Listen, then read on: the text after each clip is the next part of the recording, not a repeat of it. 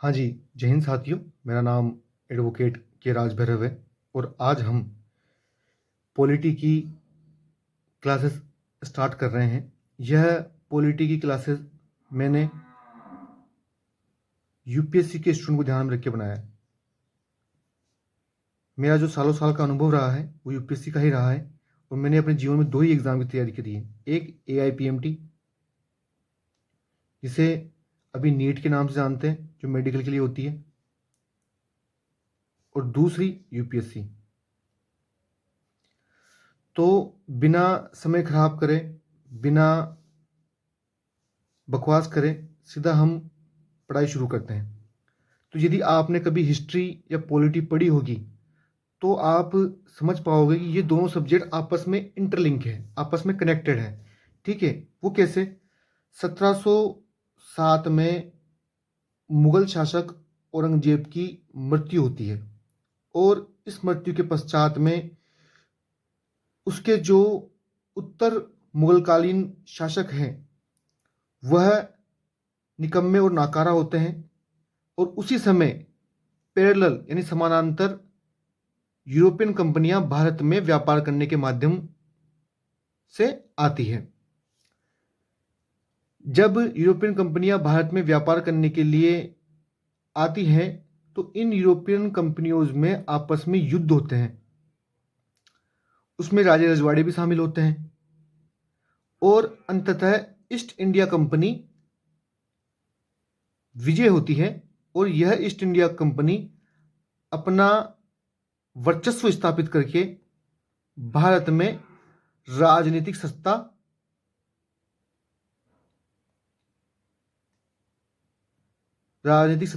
कायम कर देती है और आने वाले लगभग आप ये मान के चलो 200-250 सालों तक ये राज करती है।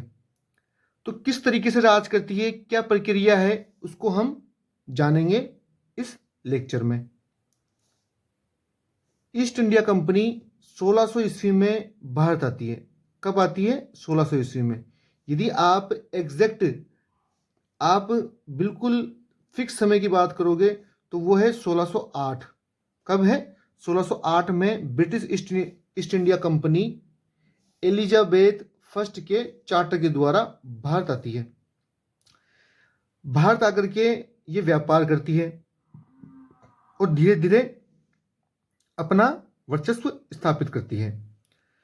1765 में बंगाल, बिहार, उड़ीसा के दीवानी राइट्स इसे प्राप्त हो जाते हैं, यानी रेवेन्यू के और सिविल के अधिकार प्राप्त हो जाते हैं। ध्यान रखना दोस्तों, उस समय जब मुगल शासक दिल्ली की गद्दी पर बैठे हुए थे तो वो थे शाह आलम, और इस शाह आलम ने 1764 में बक्सर की लड़ाई में विजय प्राप्ति करने के बाद में ईस्ट इंडिया कंपनी को दीवानी अधिकार दिए। ठीक है, ईस्ट इंडिया कंपनी को दीवानी अधिकार दिए और फिर 1857 में विद्रोह के पश्चात में ब्रिटिश ताज यानी ब्रिटिश क्राउन का राज आ जाता है। अपन समझेंगे कि किस तरीके से जब ईस्ट इंडिया कंपनी आती है तो स्टार्टिंग में तो पहले तो कंपनी रूल होता है, यानी कंपनी का शासन होता है, और फिर किस तरीके से क्राउन रूल यानी ताज का शासन आ जाता है। ऐसा क्या कारण होते हैं, क्या प्रक्रिया होती है, उसको भी हम जानने का प्रयास करेंगे। ठीक है साथियों, तो मेरे प्यारे साथियों, आप समझने का प्रयास करना कि 1857 में विद्रोह होता है और इस विद्रोह के बाद में 1858 में ब्रिटिश ताज का शासन आ जाता है। और ब्रिटिश ताज का जो शासन आता है वह सीधे, ये मान लीजिए आप कि जो ब्रिटेन की महारानी थी वो इसको अपने हाथों में ले लेती है। 1895 में बाल गंगाधर तिलक ने सर्वप्रथम सबसे पहले कॉन्स्टिट्यूशनल असेंबली की मांग करी। उसके बाद में MN रॉय यानी मानवेंद्र नाथ रॉय, ये मानवेंद्र नाथ रॉय वामपंथी थे। क्या थे? वामपंथी। वामपंथी क्या होता है किसी और लेक्चर में समझने की कोशिश करेंगे। आप अभी ये समझ लो कि ये कम्युनिस्ट थे। तो 1934 में एम एन रॉय ने भी संविधान सभा की मांग की। फिर 1946 में संविधान सभा का गठन हुआ। ठीक है दोस्तों, 1946 में संविधान सभा का गठन हुआ। अब देखो दोस्तों, इसमें जो मुख्यतः जो बातें ध्यान देने योग्य है वो यह है कि पूरे अपनी पॉलिटी में दो टाइप के रूल हैं। एक है कंपनी रूल और एक है क्राउन रूल यानी ताज का शासन। तो सबसे पहला जो एक्ट आता है वो है रेगुलेटिंग एक्ट। सबसे पहला कौन सा है? Regulating act. फिर दूसरे नंबर पे कौन सा आता है? Act of settlement. इसको बंदोबस्त कानून भी बोलते हैं और इसको अमेंडमेंट एक्ट भी बोलते हैं। इसी का सुधार है ये। इसी में सुधार करने के लिए, रेगुलेटिंग एक्ट को सुधार करने के लिए बाद में एक्ट ऑफ सेटलमेंट आया। फिर इसको और इंप्रूवमेंट करने के लिए पिट्स इंडिया एक्ट आया। क्या आया? Pitt's India act. फिर 1786 का एक्ट आया। फिर 1793 का चार्टर एक्ट आया। ठीक है दोस्तों, अब 1793 में चार्टर का एक्ट आया और फिर 1793 जब चार्टर का एक्ट आया तो उसके बाद में 1857 की क्रांति हुई। क्या हुई? 1857 की क्रांति। मंगल पांडे याद होगा आपको, आमिर खान की मूवी देखी होगी आपने दोस्तों। ठीक है, तो 1857 की क्रांति होती है, विद्रोह होता है और अंग्रेजों को यह बात समझ में आ जाती है कि यदि भारत में हुकूमत करनी है तो कुछ और तरीके अपनाने होंगे। और 1857 की क्रांति के बाद में भारत में कंपनी रूल खत्म हो जाता है और क्राउन रूल शुरू हो जाता है। 1858 में गवर्नमेंट ऑफ इंडिया एक्ट आता है यानी भारत शासन अधिनियम। उसके बाद में इंडियन काउंसिलिंग एक्ट यानी भारत परिषद अधिनियम आते हैं। तो ये थे 3 अधिनियम। कितने थे? 3 अधिनियम थे। कौन कौन से थे 3 अधिनियम? 1861 का, 1892 का और 1909 का। उसके बाद में गवर्नमेंट ऑफ इंडिया एक्ट यानी भारत शासन अधिनियम 1919 आता है और फिर साइमन कमीशन 1927 आता है। देन कम्युनल अवार्ड 1932 आता है। ठीक है दोस्तों, देन फिर 1932 में जब कम्युनल अवार्ड आता है तो उसके पश्चात में 1935 का भारत शासन अधिनियम आता है और 1935 के भारत शासन अधिनियम के बाद में 1947 का 1947 का भारत स्वतंत्रता अधिनियम यानी freedom act, Indian freedom act आता है। अब हम इसे डिटेल में समझने की कोशिश करेंगे। देखो दोस्तों, कंपनी रूल शुरू होता है 1773 के रेगुलेटिंग एक्ट से। 1773 के रेगुलेटिंग एक्ट से। ये रेगुलेटिंग एक्ट जब आता है तो इसमें क्या क्या काम होते हैं? तो ईस्ट इंडिया जो कंपनी है उसके जो फंक्शन है, उसके जो काम है, उसको नियमित यानी रेगुलर और नियंत्रित यानी कंट्रोल किया जाता है इस एक्ट के थ्रू। ईस्ट इंडिया कंपनी के जो प्रशासनिक एडमिनिस्ट्रेटिव कार्य हैं और राजनीतिक यानी पॉलिटिकल कार्य हैं, उन कार्यों को मान्यता मिलती है इस एक्ट के माध्यम से। फिर क्या होता है? फिर भारत में इसी एक्ट के माध्यम से एक सेंट्रल एडमिनिस्ट्रेशन की नींव रखी जाती है। केंद्रीय प्रशासन की नींव का एक स्टोन रखा जाता है और यहां से अंग्रेजों का राज शुरू होता है। हमारे जो भारत के राजा रजवाड़े थे उन्हें इस बात की समझ ही नहीं आ रही थी कि यह शासन आगे चल करके भारत के लिए जी का जंजाल बन जाएगा। और प्रत्यक्ष और अप्रत्यक्ष रूप से अंग्रेजों ने राजे रजवाड़ों को इस बात पर यकीन दिला दिया था कि ईस्ट इंडिया कंपनी भारत के हित में ही शासन कर रही है।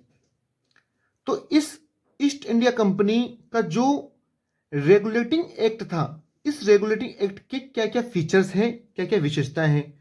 तो इसमें क्या होता है, जो बंगाल का गवर्नर है वो बंगाल का गवर्नर जनरल बनता है। क्या बनता है? Governor general. और ये बंगाल का गवर्नर जनरल कौन था? तो हेस्टिंग्स था। इतना याद रखना, हेस्टिंग्स, ये लॉर्ड इतना याद रखने की जरूरत नहीं है, हेस्टिंग्स याद रख लेना। देखो, इन्होंने अप्रत्यक्ष रूप से अपने आप को भगवान भी साबित करने की कोशिश की। इन्होंने क्या करने की कोशिश करी? स्वयं को अप्रत्यक्ष रूप से भारतीयों के दिमाग में यह डालने की कोशिश करी कि अंग्रेज जो है वो भगवान है। क्या है? भगवान। मतलब कितने चंट, चतुर और चालाक किस्म के ये अंग्रेज थे। जब governor general Lord Warren Hastings, यानी गवर्नर जनरल जब हेस्टिंग्स बनता है तो इसमें 4 सदस्यों की कार्यकारी परिषद यानी काउंसलिंग का गठन किया जाता है, और मद्रास एवं बंबई के जो गवर्नर है वो सीधे बंगाल के गवर्नर के अंडर आ जाते हैं। पहले क्या था? मद्रास का, अभी जो मद्रास है, अभी इसमें जो मद्रास उस टाइम का मद्रास था तो उसे अभी वर्तमान में चेन्नई बोलते हैं। और बंबई, मद्रास और बंबई के जो गवर्नर थे वो गवर्नर सीधे किसके अंडर में आ गए? बंगाल के गवर्नर के अंडर। और 1774 में सुप्रीम कोर्ट, कलकत्ता के सुप्रीम कोर्ट की स्थापना हुई। जब कभी भी एक वन लाइनर क्वेश्चन आए कि भारत में न्यायपालिका की सबसे पहले स्थापना कहां की गई, तो वो था बंगाल। कहां था? बंगाल। और बंगाल ही क्यों था? तो बंगाल से साउथ एशिया को आप व्यापार से कनेक्ट कर पाते थे ये अंग्रेज। बंगाल को ही क्यों रखा? बंगाल और मुंबई और मद्रास, ये जो तटीय स्थान है, इनको ही क्यों रखा? क्योंकि उस समय व्यापार का माध्यम जो था जल था दोस्तों। वाटर के माध्यम से व्यापार होते थे, हवाई जहाज का चलन नहीं था। ठीक है दोस्तों, तो उस टाइम पर व्यापार का जो माध्यम था वो वाटर था। तो जल के माध्यम से, ये देखो ध्यान से, ये है भारत का मैप। तो यहां तो ये तो बंबई, ये मद्रास और ये बंगाल, ये 3 जगह जो है इनके व्यापारिक केंद्र थे मुख्यतः। ये यहां से व्यापार करते थे। उम्मीद करता हूं कि मेरी बात आपको समझ में आ रही होगी। ठीक है दोस्तों, अब ये 1774 में सुप्रीम कोर्ट की स्थापना करते हैं, और इस सुप्रीम कोर्ट में एक तो चीफ जस्टिस होता है और 3 अदर जज होते हैं, यानी अन्य न्यायाधीश। कहां स्थापना करते हैं? कलकत्ता में। कब करते हैं? 1774 में। किस किस चीज की स्थापना करते हैं? सुप्रीम कोर्ट की। और ईस्ट इंडिया कंपनी के जो कर्मचारी है, उन कर्मचारियों के निजी व्यापार व भारतीयों से उपहार व रिश्वत लेना का भी प्रतिबंध कर दिया था इस एक्ट के माध्यम से। ठीक है, तो ईस्ट इंडिया कंपनी का जो रेगुलेटिंग एक्ट था 1773 का रेगुलेटिंग एक्ट, उस रेगुलेटिंग एक्ट के माध्यम से जो ईस्ट इंडिया कंपनी के कर्मचारी हैं वह निजी व्यापार नहीं करेंगे, यानी खुद का बिजनेस नहीं करेंगे, और भारतीयों से यानी इंडियन से उपहार नहीं लेंगे। उस उपहार, उस गिफ्ट को सामान्य भाषा में रिश्वत भी बोलते हैं। ठीक है, तो क्या क्या किया था अपन, यदि मैं शॉर्ट में एक बार वापस से रिवीजन करवाऊं आपका, तो 4-5 काम हुए थे रेगुलेटिंग एक्ट में। क्या क्या हुआ था, ध्यान से समझने की कोशिश करना। पहला क्या हुआ था कि पहला काम तो ये हुआ था कि साहब ईस्ट इंडिया कंपनी के जो फंक्शन थे उसको रेगुलर और कंट्रोल किया गया। एडमिनिस्ट्रेशन और पॉलिटिकली कार्य को मान्यता मिली। पहले जो ये युद्ध वगैरह लड़ते थे तो उसको मान्यता नहीं मिली थी कि भाई ये तो अपने स्वार्थ के लिए कर रहे हैं। फिर इन्होंने जो है कानूनी रूप दिया कि नहीं साहब, हम जो है रेगुलेटिंग एक्ट लेकर के आते हैं, और इस रेगुलेटिंग एक्ट के माध्यम से भारत में हम एक सुव्यवस्थित और सुशासन व्यवस्था का संचालन करेंगे। तो इसमें क्या क्या हुआ? इसमें बंगाल का जो गवर्नर है वो गवर्नर जनरल बना। कौन था? Warren Hastings. और 4 सदस्यीय कार्यकारी परिषद का गठन हुआ। फिर मद्रास और बंबई, कहां के? मद्रास और बंबई, ये रहा मद्रास और ये रहा बंबई। ये मद्रास और बंबई के जो गवर्नर जनरल है वो बंगाल के गवर्नर जनरल के अधीन होंगे। ठीक है, पहले ये मद्रास और मुंबई के जो गवर्नर है वो अलग अलग थे। फिर इन्होंने क्या किया, 1774 में कलकत्ता में सुप्रीम कोर्ट की स्थापना रखी। इसमें एक तो मुख्य न्यायाधीश और 3 अन्य न्यायाधीश थे। ईस्ट इंडिया कंपनी कर्मचारियों को निजी व्यापार यानी खुद का जो प्राइवेट व्यापार है उस पर इन्होंने प्रतिबंध लगा दिया इस एक्ट ने। और इंडियन से ये जो है रिश्वत नहीं लेंगे साहब, न तो ये जो खुद का व्यापार करेंगे और ना ही ये रिश्वत लेंगे। ठीक है, उम्मीद करता हूं कि आपको रेगुलेटिंग एक्ट समझ में आ गया होगा। अब क्या होता है, रेगुलेटिंग एक्ट को ही आगे संशोधित करके अमेंडमेंट करके 1781 में एक्ट ऑफ सेटलमेंट तैयार किया जाता है। कभी भी यदि क्वेश्चन आए कि बंदोबस्त कानून कौन सा था, तो वो एक्ट ऑफ सेटलमेंट ही था। ये इसके उपनाम है और कुछ नहीं है दोस्तों। ठीक है, 1781 में एक्ट ऑफ सेटलमेंट आता है। क्या आता है? Act of settlement. इसको ही एक्ट ऑफ सेटलमेंट को क्या बोलते हैं? इसको ही बोलते हैं बंदोबस्त कानून। क्या बोलते हैं? बंदोबस्त कानून। और इसको ही क्या बोलते हैं? 1781 का एक्ट। 3 नाम है इसके, एक्ट ऑफ सेटलमेंट, बंदोबस्त कानून और 1781 1781 का एक्ट। इसमें क्या होता है दोस्तों? तो इसमें आप देखोगे कि 1773 के रेगुलेटिंग एक्ट को संशोधित करके अमेंडमेंट किया जाता है और 1781 का एक्ट बनाया जाता है। इसको एक्ट ऑफ सेटलमेंट यानी बंदोबस्त का कानून बोलते हैं। इसमें क्या होता है? तो इसमें गवर्नर जनरल तथा उसकी जो काउंसलिंग है वो सुप्रीम कोर्ट के ज्यूरिडिक्शन से बाहर रहेगी। मेरी बात समझ में आई? नहीं आई समझ में? वापस समझाता हूं, रुको 1 मिनट। इसमें बोला गया कि एक्ट ऑफ जो सेटलमेंट है 1781 का जो कानून है, इसमें होगा ये कि जो सुप्रीम कोर्ट के जज है, सुप्रीम कोर्ट के जो जज है वो जज के ज्यूरिडिक्शन से गवर्नर जनरल बाहर रहेंगे। मेरी बात समझ में आई? नहीं आई समझ में? वापस समझाता हूं। 1781 का जो एक्ट ऑफ सेटलमेंट है, उस एक्ट ऑफ सेटलमेंट के अंतर्गत जो गवर्नर जनरल है, गवर्नर जनरल कौन?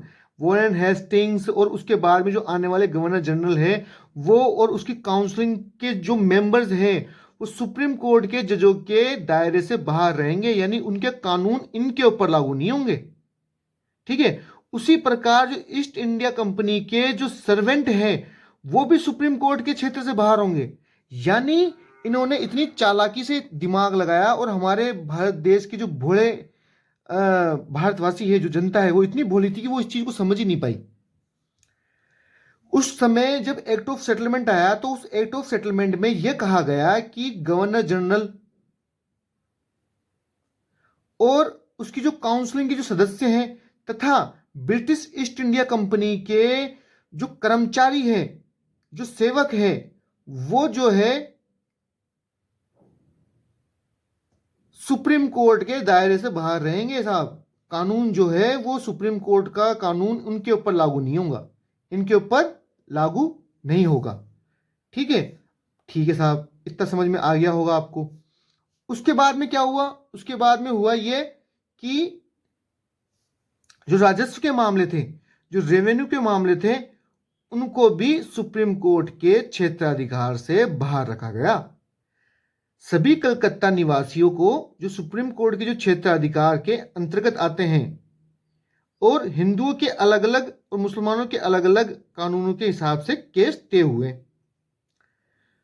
जो प्रोविंशियल कोर्ट है यानी जो प्रांतीय न्यायालय है, उनकी अपील गवर्नर जनरल की जो काउंसिलिंग के यहां दायर होगी, न कि सुप्रीम कोर्ट में। मतलब चाहे राजस्थान हो, उस टाइम पे राजस्थान नहीं बना था, जोधपुर जयपुर ये थे, चाहे महाराष्ट्र हो,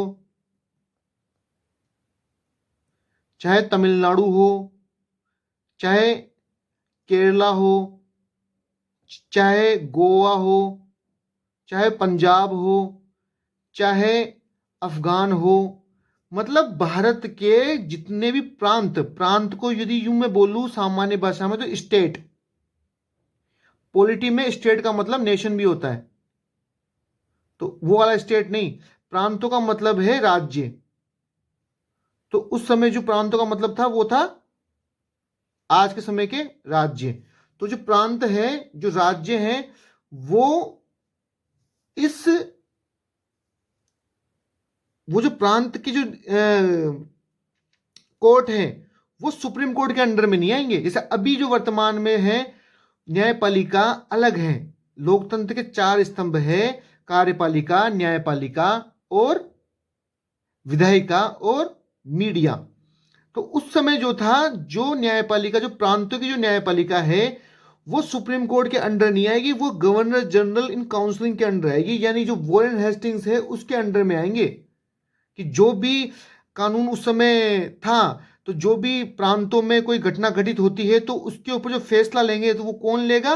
गवर्नर जनरल। और उस गवर्नर जनरल की काउंसिलिंग लेगी, न कि सुप्रीम कोर्ट लेगा। और सुप्रीम कोर्ट के कानून जो है उससे फ्री कर दिया गया है ईस्ट इंडिया कंपनी के कर्मचारियों को और गवर्नर जनरल और उसकी काउंसिलिंग को। देखो कितना बड़ा धोखा हुआ दोस्तों। ठीक है, अब क्या होता है?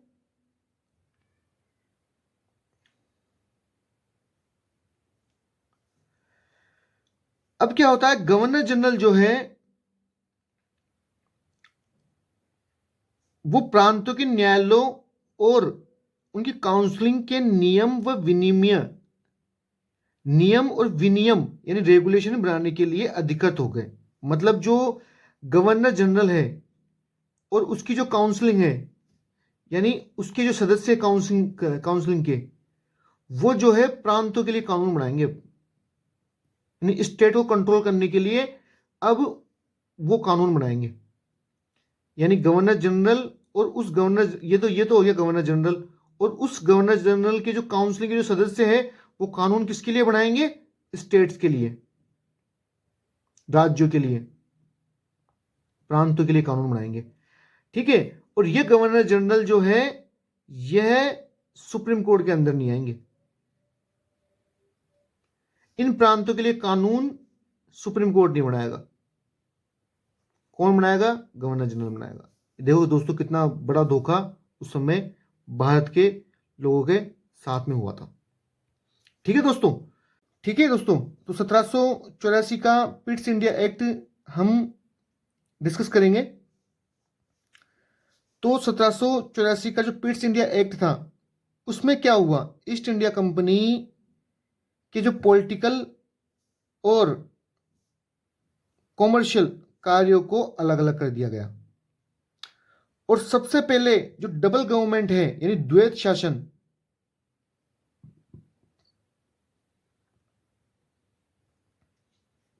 यह आया था पिट्स इंडिया एक्ट में।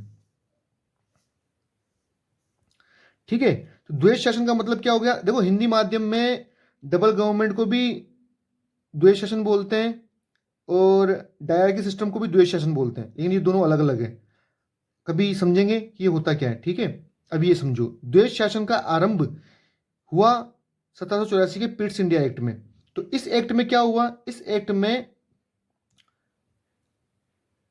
कोर्ट ऑफ डायरेक्टर को कंपनी के व्यापारिक मामलों के अधीक्षण की अनुमति मिली।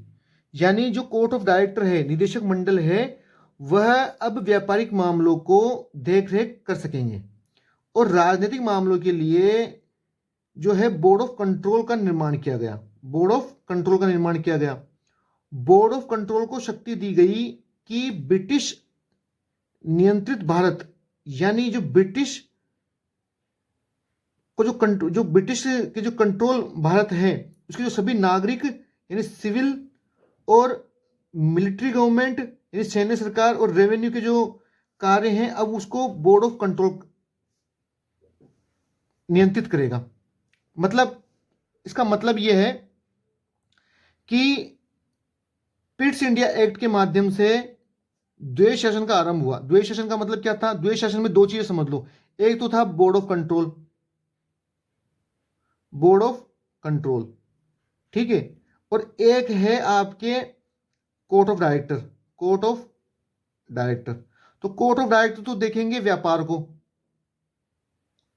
और बोर्ड ऑफ कंट्रोल देखेंगे आपके राजनीति को। राजनीति में जितने भी जो नागरिक हैं उनके सिविल राइट, उनके जो है रेवेन्यू के राइट, और जो मिलिट्री वगैरह है, वो सारे के सारे काम जो है बोर्ड ऑफ कंट्रोल देखेगी। आगे समझ में?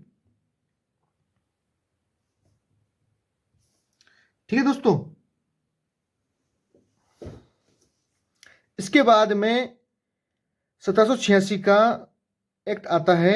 इस एक्ट में कॉर्नवालिस को बंगाल का गवर्नर जनरल नियुक्त किया जाता है। किसको नियुक्त किया जाता है? बंगाल का गवर्नर जनरल कॉर्नवालिस को नियुक्त किया जाता है।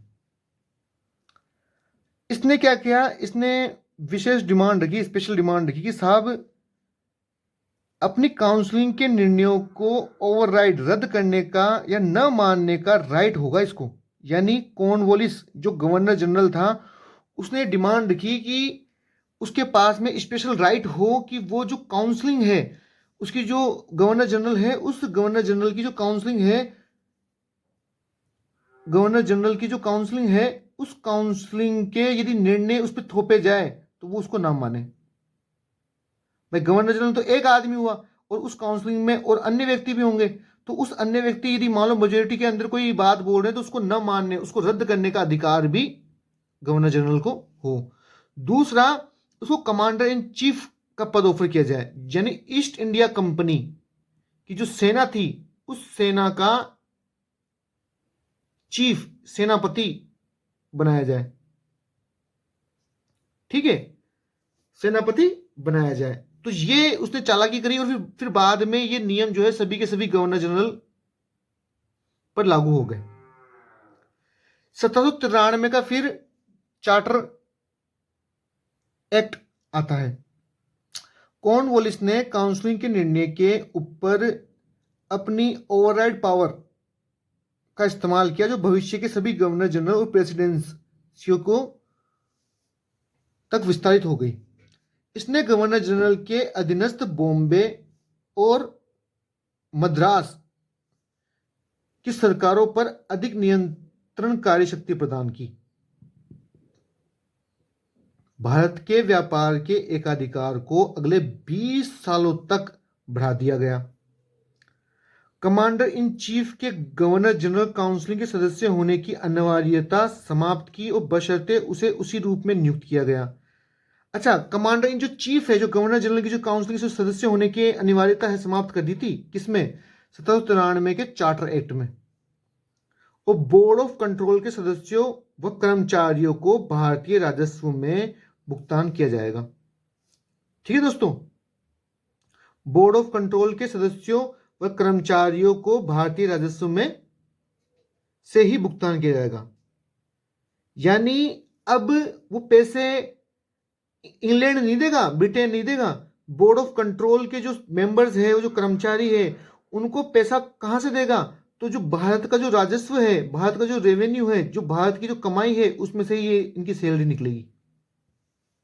ठीक है। इसके बाद क्या होता है? इसके बाद आता है 1813 का charter act. East India company 1813 के चार्टर एक्ट में व्यापार एकाधिकार को समाप्त कर दी। क्या कर दी? व्यापार जो एकाधिकार है, उस व्यापार एकाधिकार को इसने समाप्त कर दिया। भारतीय व्यापार को सभी ब्रिटिश व्यापारियों के लिए खोल दिया। पहले क्या था? पहले साहब ये लोग कि ब्रिटेन के जो लोग हैं या जो ईस्ट इंडिया कंपनी के जो लोग हैं वही व्यापार करेंगे, लेकिन 1813 के चार्टर एक्ट में इसने किया ये कि भारत के सभी व्यापारी अब व्यापार कर सकेंगे। इस कानून को चाय का व्यापार और चीन के साथ में व्यापार कम करने का एकाधिकार को बहाल रखा। इस कानून ने क्या किया? वह चाय का व्यापार और चीन के साथ में जो व्यापार है वो कंपनी के एकाधिकार को बहाल रखा। ब्रिटेन राजा की प्रभुता इसमें प्रकट होने लगी। इस एक्ट के थ्रू ईसाई मशीनरी भी आई, जो भारतीय लोगों को प्रबुद्ध यानी इनलाइटमेंट करती थी। इस एक्ट में जो वेस्टर्न एजुकेशन है, पश्चिमी शिक्षा है उसका प्रचार प्रसार किया गया। आज जो हम अंग्रेजों को ऐसे समझो, ओ भाई कॉन्वेंट स्कूल है में पढ़ रहा है बच्चा, या सीबीएसई बोर्ड है, जो सत्यानाश किया है ना मैकाले ने, वो उसी टाइम पे नींव रख दी थी। और हमारे देश का दुर्भाग्य है कि 75 साल आज़ादी के से अधिक हो चुके हैं, और इस 75 साल से अधिक समय के बावजूद भी हमारे देश में अपना एजुकेशन सिस्टम लागू नहीं हो सके। मेरा सपना है, या लक्ष्य मान लो, या सपना है कि यदि मेरे हाथ में गवर्नमेंट हो तो मैं पूरे भारत में इक्वल एजुकेशन सिस्टम पॉलिसी लागू कर दूं, कि जम्मू कश्मीर से लेकर के तमिलनाडु तक और गुजरात से लेकर के अरुणाचल प्रदेश तक सारे भारत में एक तरह की एजुकेशन पॉलिसी होगी। Single board, one nation one election जिसकी पॉलिसी की जगह one nation one education policy होनी चाहिए। लेकिन हमारे देश में जो जनता है वो पहले इन आंदोलनों के बजाय जो अपने, क्या नाम है इसका यार, ये कुंभ नहाने जाएगी या कावड़ लेके जाएगी, लेकिन एजुकेशन के ऊपर बात नहीं करेंगे। ठीक है, तो भारतीय स्थानीय सरकारों पर कर लगाने के लिए अधिकृत हो गया था। ठीक है, तो कर न देने पर दंड की व्यवस्था दी गई। जो भारतीय स्थानीय जो सरकार है, जो रीजनल गवर्नमेंट है, जो राज्य रजवाड़े हैं, अब भाई वो टैक्स देंगे इस एक्ट के बाद में, और जो नहीं देगा उसको दंड दिया जाएगा। ठीक है, फिर इसके बाद में 1833 का चार्टर एक्ट आता है। क्या आता है? 1833 का चार्टर एक्ट। इसमें क्या होता है, इसमें बंगाल का जो गवर्नर जनरल है वो भारत का गवर्नर जनरल बन जाता है। तो बंगाल का जो गवर्नर जनरल है वो भारत का गवर्नर जनरल बन जाता है। तो पहला जो गवर्नर जनरल भारत का था वो था बेंटिक। मद्रास और बंबई के जो गवर्नर है वो विधायकों से संबंधित शक्ति से वंचित कर दिया गया। भारत के गवर्नर जनरल को पूरे ब्रिटिश भारत में विधायिका से असीमित अधिकार प्रदान किए गए। पहले के कानूनों को रेगुलेटिंग लॉ और नए कानूनों को एक्ट बोला गया। पहले के जो कानून है उनको तो क्या बोले, रेगुलेशन लॉ, और नए कानूनों को क्या बोले, एक्ट। ये अपने ये जो चोंचले हैं ना, ये बिल आते हैं, खुद की तो लैंग्वेज है नहीं, जो जो ये लैंग्वेज है ये वहाँ की है, ये अंग्रेजों की, ब्रिटेन की। ठीक है दोस्तों, अब ईस्ट इंडिया कंपनी ने व्यापारिक निकाय यानी कॉमर्शियल बॉडी के रूप में समाप्त कर दिया गया ईस्ट इंडिया कंपनी को, और प्रशासनिक निकाय एडमिनिस्ट्रेटिव बॉडी के रूप में स्थापित हुआ। यानी 1833 का जो चार्टर एक्ट है उसमें क्या किया गया, उसमें दोस्तों ये किया गया कि ईस्ट इंडिया कंपनी के जो व्यापारिक निकाय है, कॉमर्शियल बॉडी है, कि भाई तुम व्यापार तो छोड़ो, अब तुम सीधा प्रशासन को संभालो। तो प्रशासन एडमिनिस्ट्रेटिव पावर दे दी गई। फिर आता है 1853 का चार्टर एक्ट। उससे पहले 1833 के चार्टर एक्ट को अपन एक दो पॉइंट और देख लेते हैं।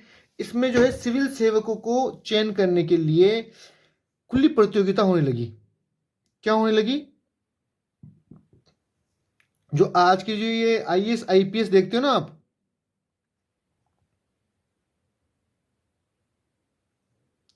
आईएएस आईपीएस आईएफएस, ये उस टाइम के जो सिविल सर्वेंट थे उसके लिए खुली प्रतियोगिता का आयोजन कौन से एक्ट में शुरू हुआ? तो 1833 के चार्टर एक्ट में। और बोर्ड ऑफ डायरेक्टर्स ने विरोध के कारण इसका प्रावधान उसी समय समाप्त हो गया। 1833 में चार्टर एक्ट में सिविल सेवकों के चयन के लिए खुली प्रतियोगिता का आयोजन शुरू हुआ, लेकिन जो बोर्ड ऑफ डायरेक्टर्स जो प्रशासन को नियंत्रण करते थे उनका विरोध हुआ, तो यह प्रावधान समाप्त कर दिया गया। ठीक है दोस्तों, उसके बाद में 1853 का चार्टर एक्ट आता है। 1853 के चार्टर एक्ट में गवर्नर जनरल की जो काउंसलिंग है, जो लेजिस्लेटिव और एडमिनिस्ट्रेटिव यानी जो एग्जीक्यूटिव कार्यों को अलग अलग किया गया और 6 नए पार्षद को जोड़ा गया। ठीक है, सिविल सेवक की जो भर्ती है, जो चयन प्रतियोगिता आरंभ थी, उसको वापस से ओपन किया गया। सिविल सेवा को वापस से भारतीयों के लिए खोल दिया गया। ठीक है, 1854 में भारतीय सिविल सेवा के संबंध में मैकाले कमेटी आती है। क्या आती है? Macaulay committee. भारतीय क्षेत्र को इंग्लैंड राजशाही के विश्वास तय कब्जे में रखने का अधिकार दिया गया कि साहब ब्रिटेन जो है उसकी राजशाही के आधार पर भारत में शासन हो रहा है। प्रथम बार भारतीय केंद्रीय विधान परिषद में स्थानीय प्रतिनिधित्व प्रारंभ किया गया। गवर्नर जनरल की परिषद में यानी गवर्नर जनरल की काउंसिल में 6 नए सदस्यों में से 4 का चुनाव स्थानीय प्रांतीय सरकारों द्वारा किया गया। बंगाल, मद्रास, बंबई और आगरा। ठीक है साथियों, अब ये अपन ने डिस्कस किया है क्या? Company rule. अब नेक्स्ट वीडियो में डिस्कस अपन करेंगे क्राउन रूल। ठीक है साथियों, तो कंपनी रूल में क्या क्या है एक बार अपन वापस से रिवीजन कर लेते हैं कि कंपनी रूल के अंदर क्या क्या था। तो कंपनी रूल में सबसे पहले जो आता है वो आता है रेगुलेटिंग एक्ट। क्या आता है? Regulating act. ये रेगुलेटिंग एक्ट कब आता है? 1773 में। ठीक है, 1773 में आता है। 1774 के अंदर जो है सुप्रीम कोर्ट बंद की स्थापना होती है। सुप्रीम कोर्ट बनता है कहां पे? कलकत्ता में। ठीक है, बंगाल में। सबसे पहले क्या आता है? Regulating act. फिर उसके बाद में आता है एक्ट ऑफ सेटलमेंट यानी बंदोबस्त कानून यानी 1781। फिर इसको अपडेट करते हैं और फिर क्या आता है? 1784 का पिट्स इंडिया एक्ट। ठीक है, 1784 का पिट्स इंडिया एक्ट। फिर उसके बाद में आता है 1786 का एक्ट। उसके बाद में आता है 1793 का चार्टर एक्ट। फिर उसके बाद में आता है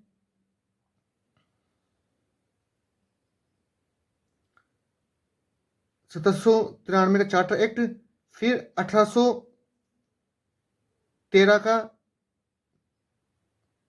चार्टर एक्ट। फिर 1833 का चार्टर एक्ट। और उसके बाद में 1857 की क्रांति होती है और फिर क्राउन रूल आता है। तो क्राउन रूल नेक्स्ट वीडियो में अपन डिस्कस करेंगे। जय हिंद, जय हिंद साथियों। मिलते हैं नेक्स्ट डिस्कशन में। भारत माता की जय।